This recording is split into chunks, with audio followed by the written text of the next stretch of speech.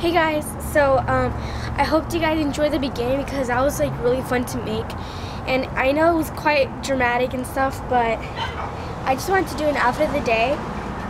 So first I'm wearing this shirt, and I'm pretty sure my mom got this from Marshall's. This was like $20. Looks like this, and I've worn it on a free dress day at school, but it just looks like this. And it's just like a pale pink with like gray specks in it, and I thought it was really pretty, and she gave it to me, and I think it's really pretty. Looks like that, and it could even go off the shoulder.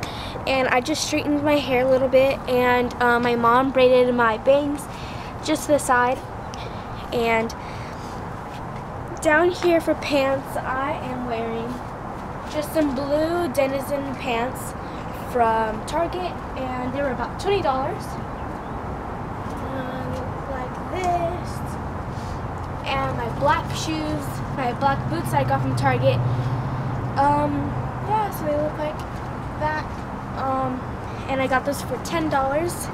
And that's the end, and I'll see you guys next time. If you guys want more of these, then I'll do more of these because these are really fun to do, and I'll see you guys next time.